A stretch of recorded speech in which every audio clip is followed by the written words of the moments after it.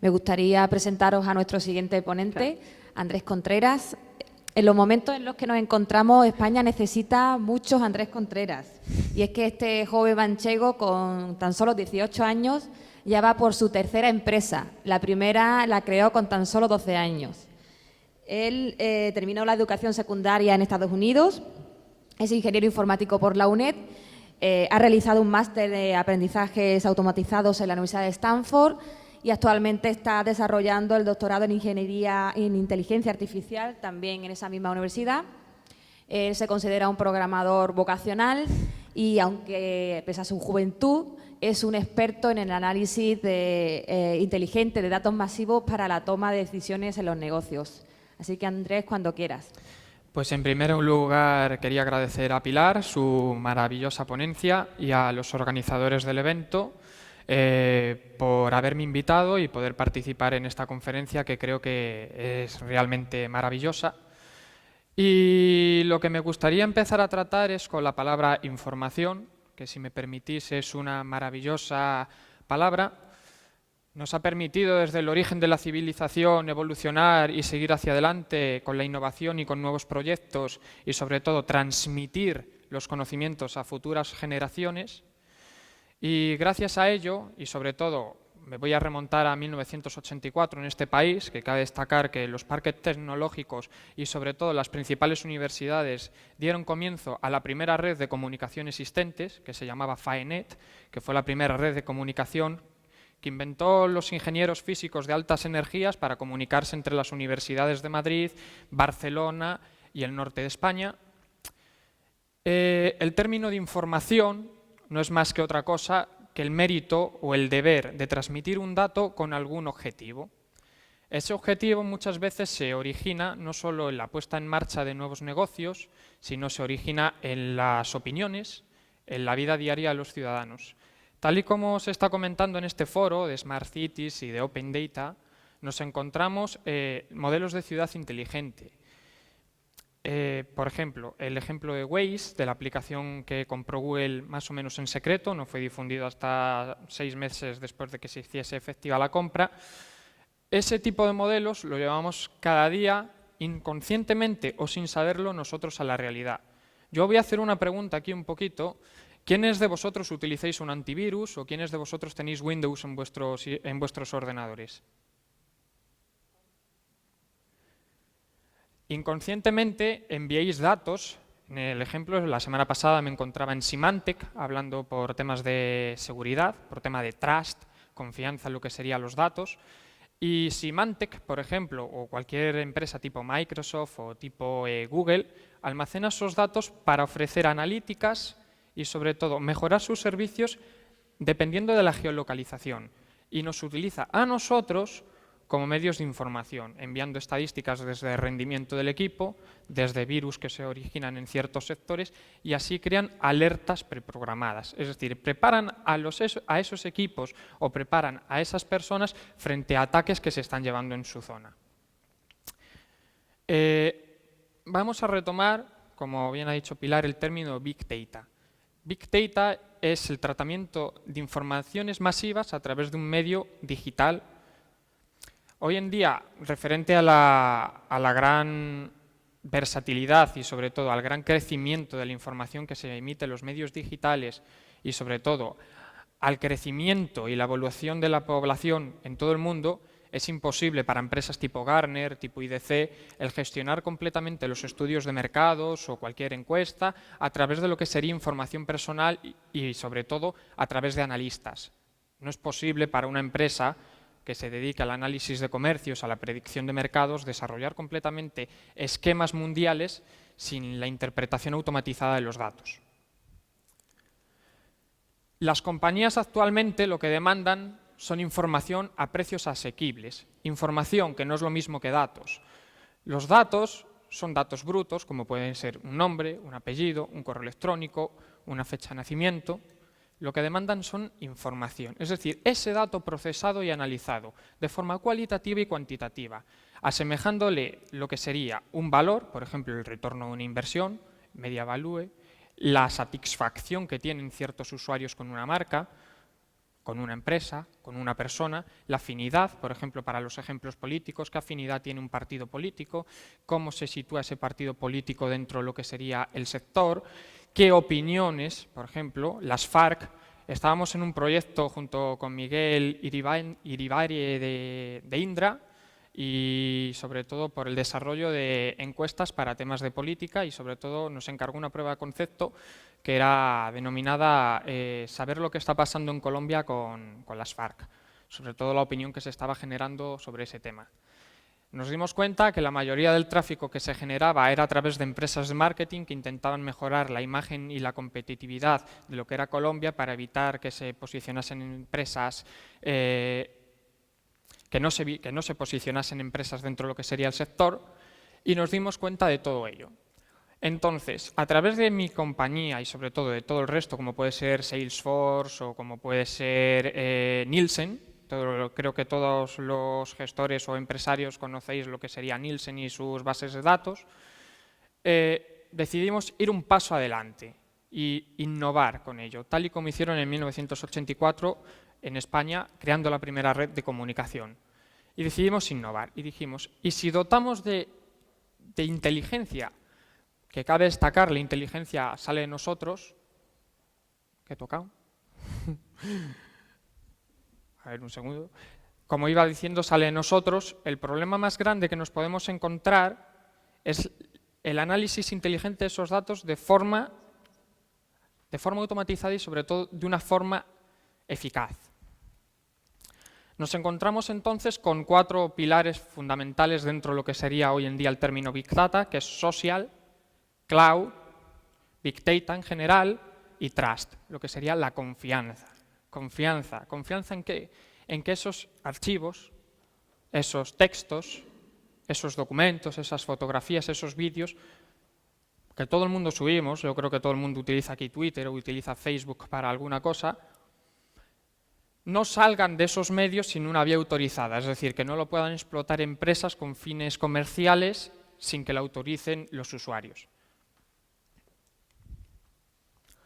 El futuro de la investigación de mercados, nosotros creemos que lo que tenemos que desarrollar es una herramienta, y no solo de predicción de mercados, sino el futuro del marketing digital, es desarrollar herramientas que gestionen la información que se generan en los medios digitales, ya sean medios sociales, Twitter, Facebook, LinkedIn, Google+, y no solo ellos, sino foros, blogs, periódicos, y gestionarlos de una forma eficaz, y mostrárselos a las empresas diciendo 25.000 comentarios positivos significan algo.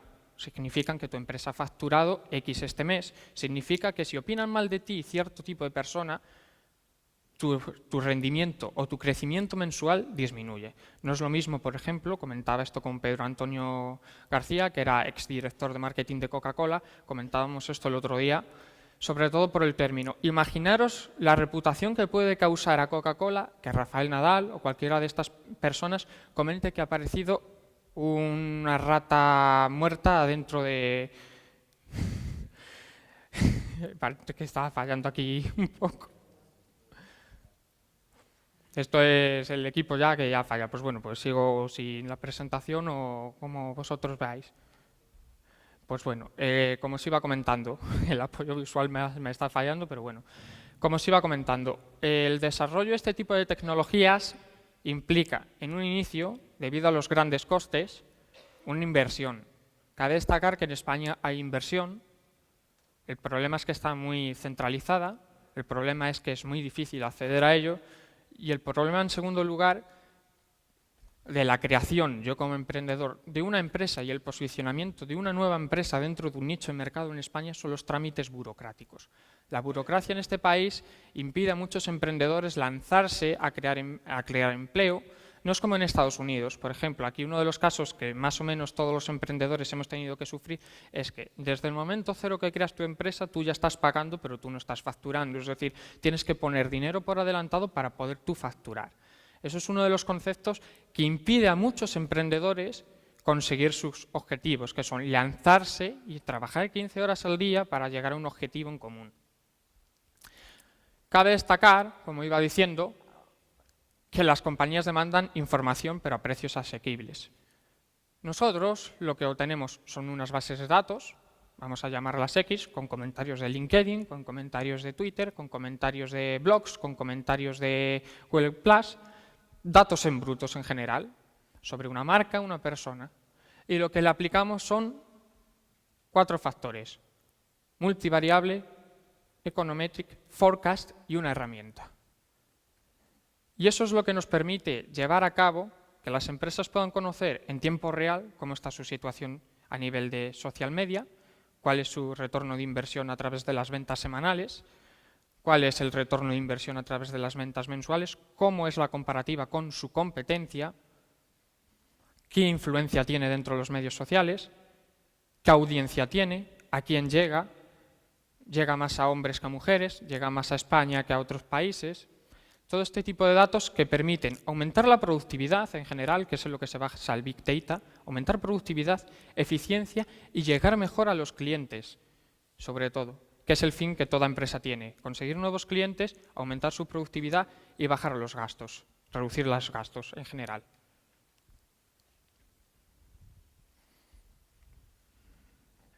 Pues como iba diciendo, el mundo de las investigaciones de mercados, este es el esquema actual. Tenemos business to business, que son compañías que se realizan entrevistas individualizadas, conociendo al interlocutor, y business to customers, es decir, los consumidores, entrevistas a consumidores masivos y anónimos. Y pueden ser a veces a través de encuestas a aparatos de medidores, como puede ser Global Media, que escanea pues, la medición de audiencia que tiene, por ejemplo, Telecinco. Y en general se basa en analizar los movimientos, el comportamiento y las opiniones, identificar y aprovechar las oportunidades, diagnosticar los problemas y obtener información. Nosotros queremos ir más allá. Vemos que este esquema es inviable, dado que la sociedad evoluciona día tras día y no en todos los mismos sitios. Es decir, cada persona tiene sus problemas y sus desventajas. Cada persona es un mundo en general. No creo que sirva un esquema de 400 encuestas, es decir, 400 personas entrevistadas para marcar la predicción de mercado de una ciudad como puede ser Madrid, Barcelona o Gijón.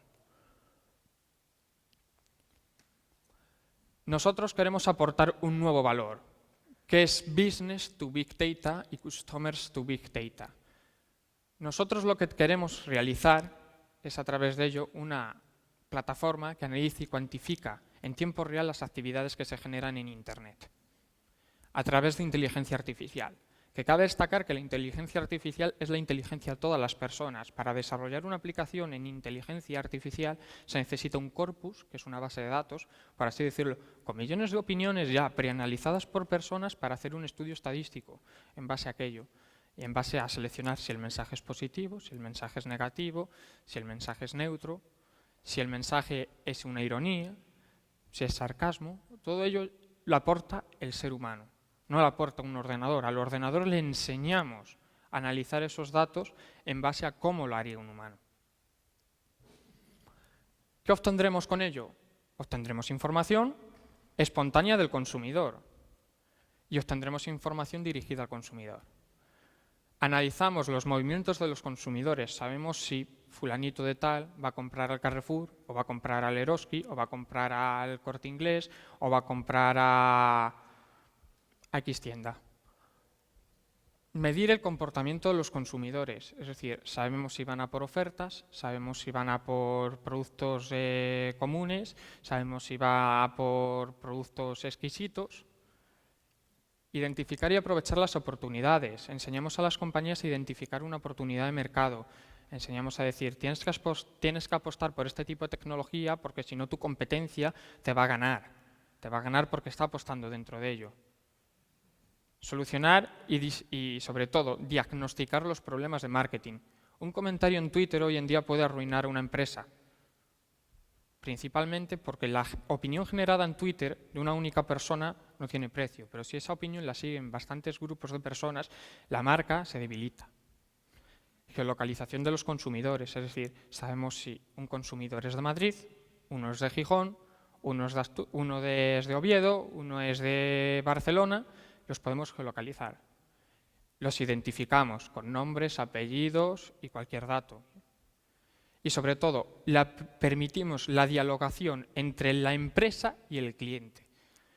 Ejemplo, un call center. se reciben respuestas automatizadas, que yo creo que es IBM en esta tarde en la mesa puede hablar de ello, sobre todo por su proyecto IBM Watson, que es uno de los proyectos más grandes que lleva desarrollados.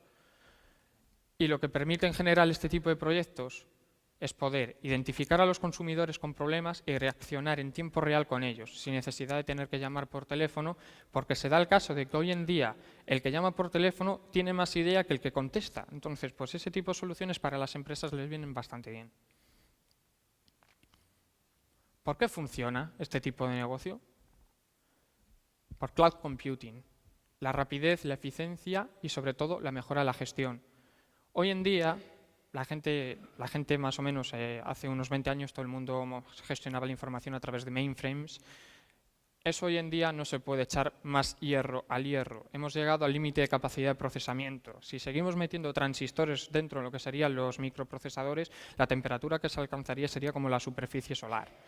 Entonces, ¿qué se está llevando a cabo? Equipos de computación en nube, que lo que hacen es juntar varios clústeres y los ponen a disposiciones de aplicaciones críticas, como puede ser en el caso de Telefónica, que no sé si hay alguien de Telefónica por aquí, de su proyecto Virtual Data Center, que lo que permite hacer es directamente coger una aplicación crítica y trasladarlo entre dos centros de datos al instante, desplegándolos a través de VMware, a través de Hyper-V, de cualquier plataforma de virtualización, que permite disponer de una aplicación en menos de un minuto. Desplegar una aplicación crítica, como puede ser un proyecto web, como puede ser un nuevo funcionamiento, con solo darle a Control-V, a Control-C, Control-V, copiar y pegar. Big Data, la capacidad del software para la captura, la gestión y el procesamiento de esos datos.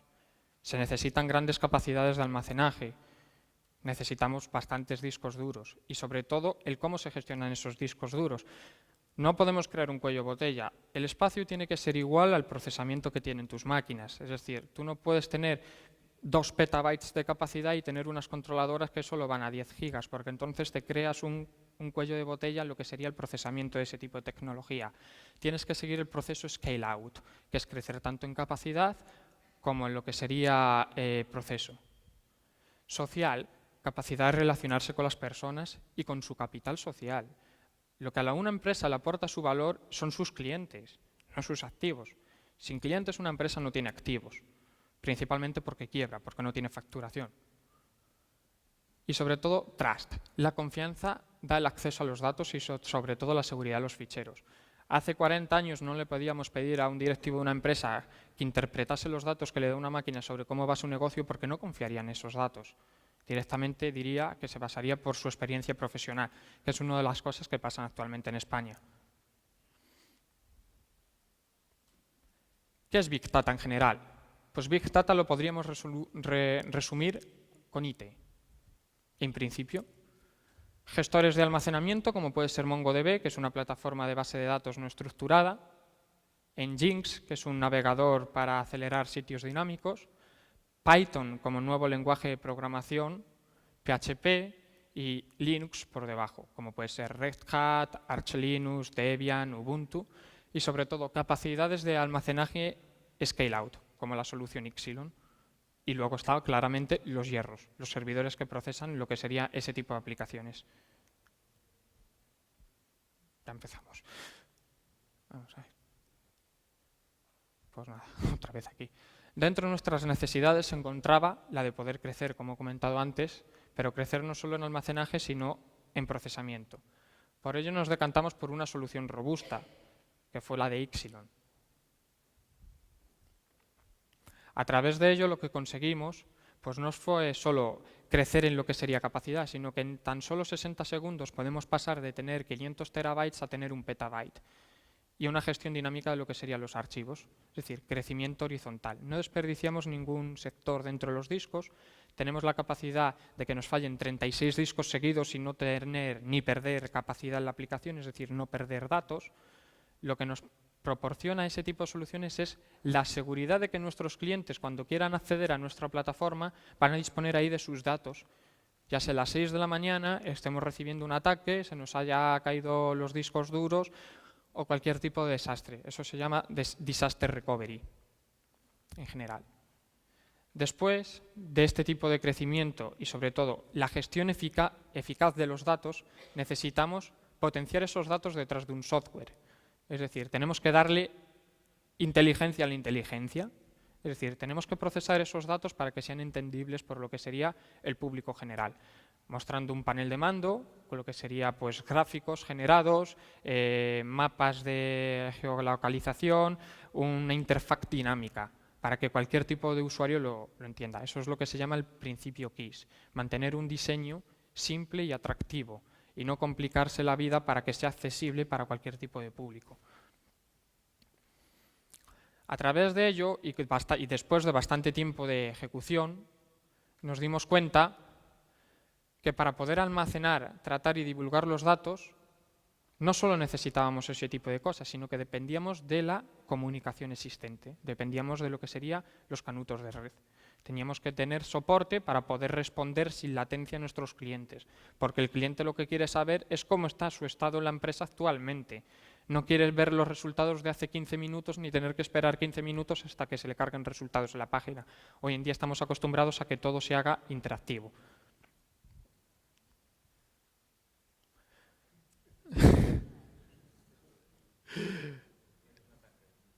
Sí, madre. ¿En qué se basa nuestro modelo de negocio? Que al final es lo que venimos más o menos a contar, el análisis inteligente de los datos como negocio. Nosotros nos encargamos de recopilar y almacenar todo el contenido que se genera en los medios digitales sobre una marca, una persona, en general, una palabra clave, como puede ser APTE, como puede ser Ministerio de Economía, como puede ser Telefónica, como puede ser Parque Científico y Tecnológico de Asturias, como puede ser Parque Científico y Tecnológico de Madrid. Lo almacenamos y le damos sentido a esa información. La diferencia entre dato e información, como he comentado antes, la detectamos a la hora en la cual el ejecutivo, el representante de una compañía, interpreta esa información. Es decir, no quiere obtener que hay 25.000 mensajes positivos sobre su compañía. Ese dato a él le carece de importancia porque no sabe cómo tratarlo, sino quiere saber qué significa que 25.000 personas hablen bien de tu empresa en un medio social. Se podría decir que la información es un conjunto de datos analizados y tratados con significados no solo cualitativos, sino tanto cuantitativos. Ofrecemos información para no solo la reputación, sino también entender cómo está tu empresa, qué se está haciendo bien, estás llevando bien la gestión de tu empresa, causas la imagen que querías causar a tus clientes, no quieres causar prepotencia, no quieres causar X tipos de sensaciones a tus clientes.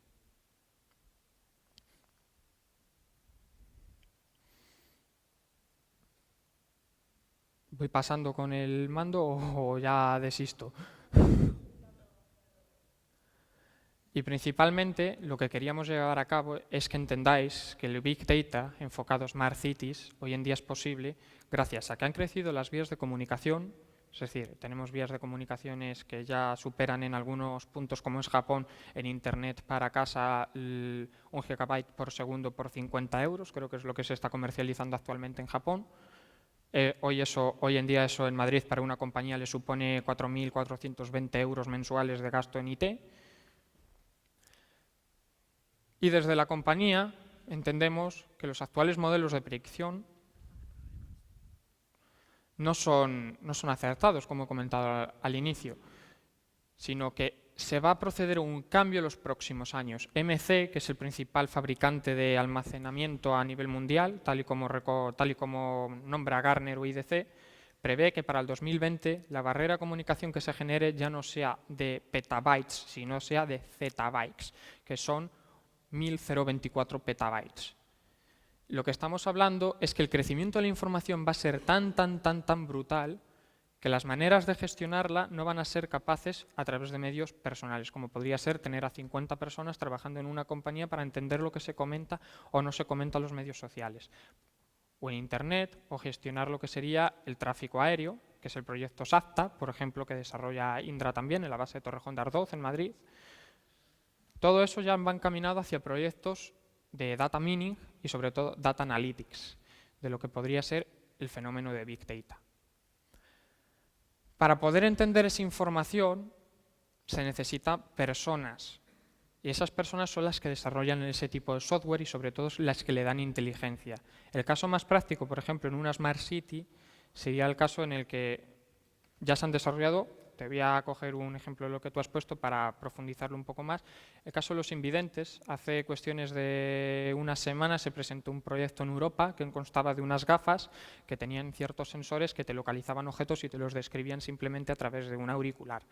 Y ese tipo de tecnologías se quieren implementar en el norte de Europa para permitir a los viandantes, que sean invidentes, interactuar con elementos como podrían ser pasos de cebra, para poder interactuar si tienes que darle al botón, si no tienes que darle, detectar también el clima que hay en el ambiente para decirle hace frío en la calle, sin que el hombre tenga que salir. Todo este tipo de cosas ya se están empezando a implementar. Y uno de los ejemplos también más básicos de lo que podría ser Big Data enfocado a Smart Cities podría ser el caso de las casas inteligentes. La gestión eficaz de la energía es una cosa de Big Data, aunque todo el mundo piense que no, pero al final lo que tienes es un ordenador que recibe impulsos y los tramita y están completamente comunicándose con elementos y sensores de la casa, con lo cual emite mucha información y recibe mucha información.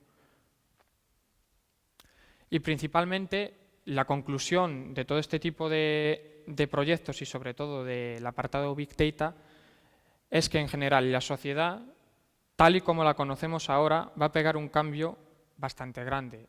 En principios de 2010, 2009 ya se comentaba en los medios de prensa que tanto como en la era contemporánea o la era antigua, ahora nosotros estábamos en la era de la información, en la cual se genera información a doquier y es necesaria que la entendamos y que la guardemos, porque las futuras generaciones aprenderán de ella, se fomentará la educación, se fomentará lo que serían los procesos de emprendimiento, lo que hace posible, por ejemplo, aquí, que en 24 horas se constituye un negocio, que en Madrid, a través de la plataforma CIRCE, se constituye una empresa en 48 horas, con el CIF, que eso ya es un avance, pasado que antes tenías que esperarte un mes desde que presentabas los papeles en el ministerio, digo, en el registro mercantil, hasta que recibías el CIF, es un avance bastante grande que se ha conseguido gracias al Open Government, a lo que serían las fuerzas del Estado en general y sobre todo a este tipo de herramientas. Cabe destacar que también este tipo de herramientas se pueden utilizar no solo como Waze, que lo utiliza para gestiones de tráfico, sino para sistemas de detección de delitos.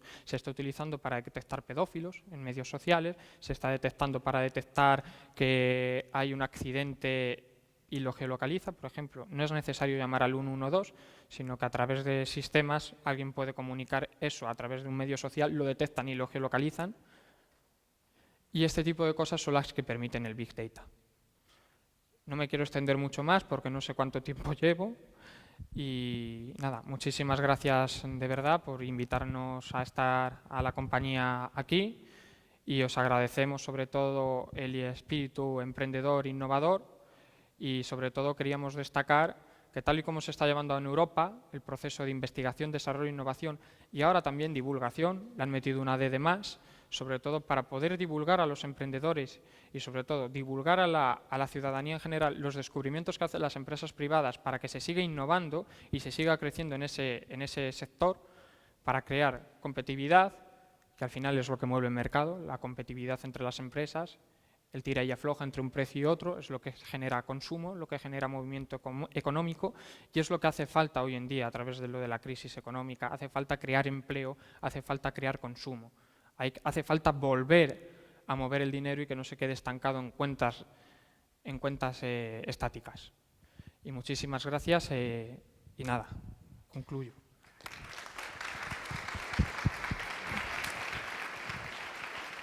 Bueno, muchísimas gracias, Andrés. En primer lugar, pedirte disculpas, pero también felicitarte porque a pesar de los problemas técnicos hemos podido disfrutar de una interesante intervención. Voy a abrir ahora también un turno de preguntas, que ya sé que hay ya mucha gente interesada en preguntarte cosas, pero me gustaría empezar yo con mi pregunta primera y es que, tal y como tú has comentado, hace falta crear empleo. Tenemos actualmente una población joven con un problema de paro importante y me gustaría preguntarte a ti o que me dijeras qué mensaje desde tu punto de vista le puedes transmitir a esta gente joven que se encuentra sobradamente preparada, pero que no encuentra unas vías para desarrollar sus ideas de negocio. Yo le diría que tanto como pasa en Estados Unidos, España está ahora mismo en una situación en que las empresas privadas tienen dos opciones: o contratarte en un trabajo en el cual no te van a saber valorar económicamente, en el cual no vas a poder desarrollar una carrera profesional amplia, porque realmente una empresa es un negocio y su objetivo es ganar dinero, por lo cual tu existencia en esa empresa va a estar condicionada al ritmo de facturación que tenga. Yo les invitaría a innovar, a crear empleo, porque es lo que se está realizando, por ejemplo, en Harvard desde siempre. Casi todas las personas han decidido crearse un empleo, a meterse a trabajar dentro de unas empresas, y principalmente es un modelo de negocio que lo primero que hace es liberar a las grandes empresas de la obligación, porque la gente se piensa que al final el que una empresa te contrate es una obligación suya.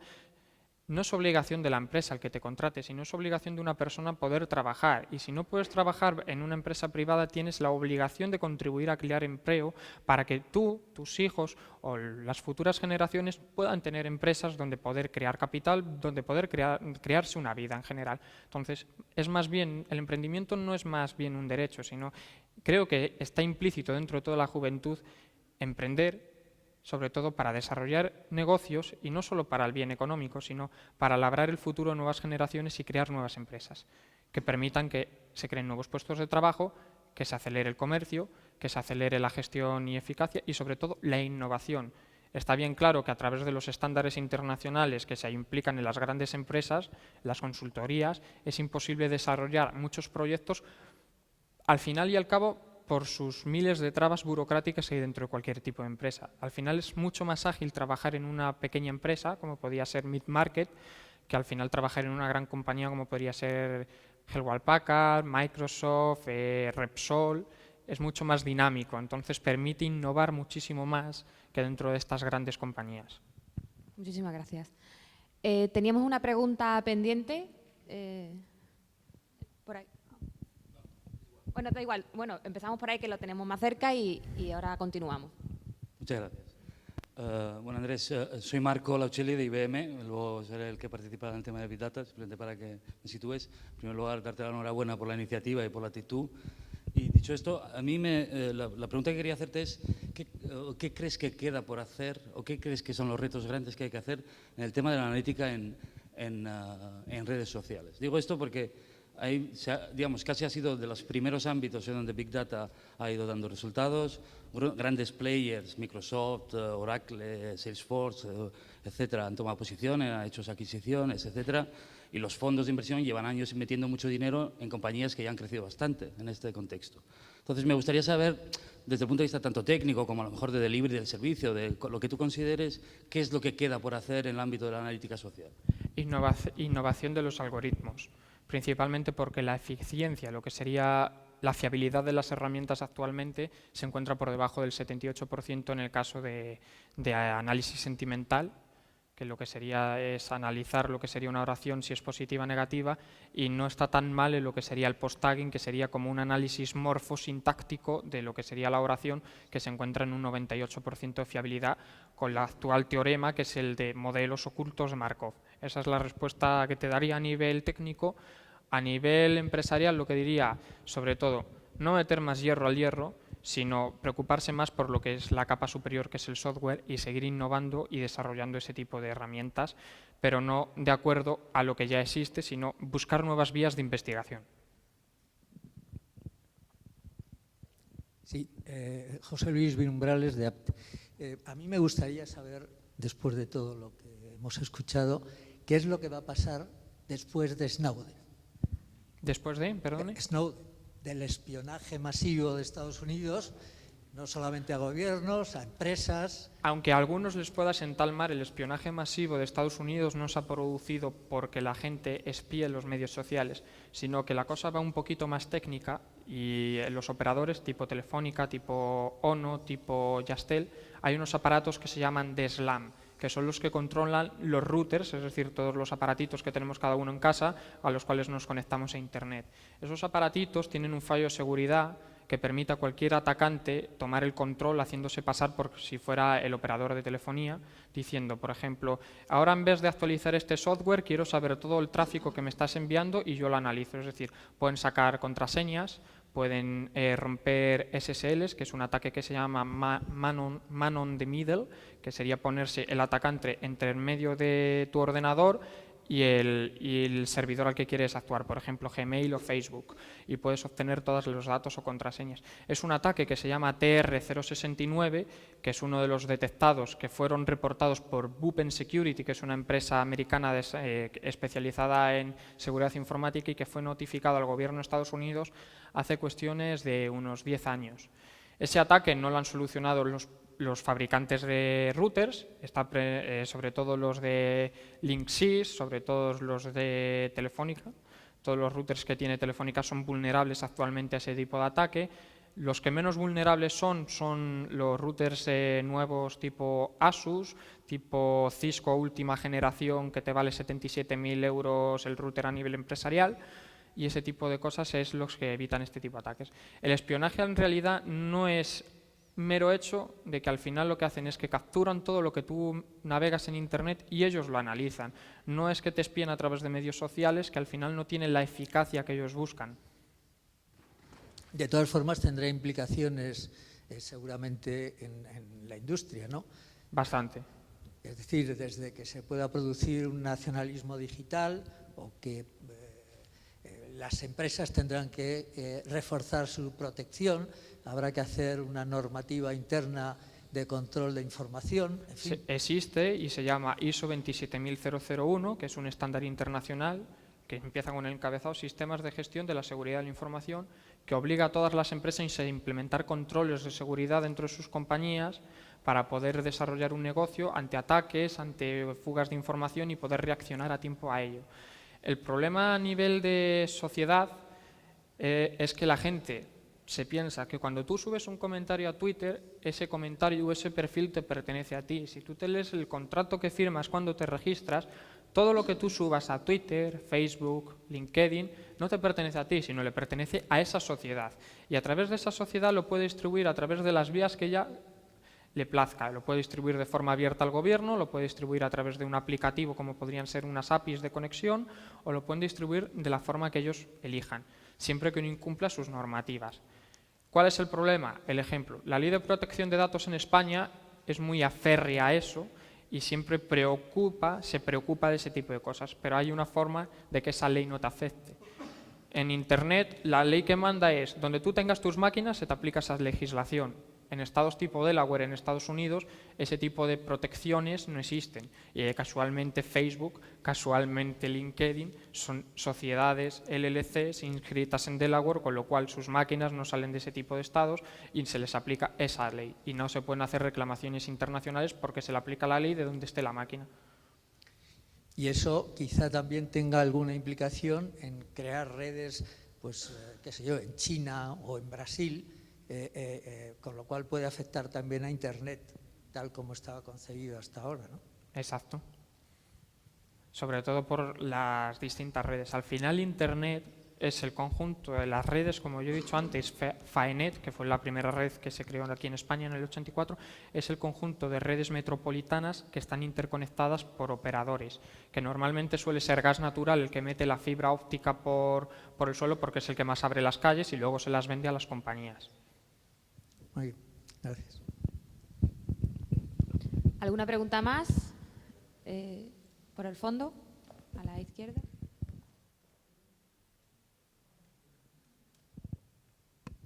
Buenos días, soy Alexia Rodríguez de Indra.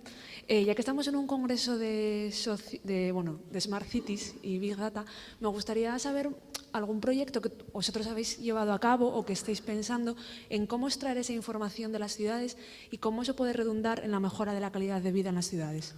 Pues, por ejemplo, a través de sensores medioambientales, como os ha comentado, a través de sensores en los transportes públicos, donde Indra juega un papel bastante importante porque desarrolla todo el software para saber por dónde entra un ciudadano, por ejemplo. A través del abono transporte de Madrid, por ejemplo, tú entras en el metro y ese abono ya te tiene fichado que has entrado por X sitio a X sitio. Puedes controlar los tiempos de desplazamiento e informar a los ciudadanos a través de medios sociales de qué rutas son más eficaces, de qué rutas tienen menos influencia de tráfico, qué tal congestionada está una carretera, que eso ya lo hace Waze de forma automatizada, pero se puede desarrollar también por la parte de la Dirección General de Tráfico a través de los sensores varios de las cámaras que tienen. Y a uno de los proyectos que estamos intentando desarrollar con vosotros mismos es esto mismo, pero aplicado a tráfico aéreo. Bueno, si no hay ninguna pregunta más, concluimos aquí el primer bloque de la mañana. Ahora vamos a dar paso a un café y a las 12:30 volvemos a este mismo sitio porque empezamos con la conferencia, con la mesa redonda sobre Horizonte 2020. Muchas gracias.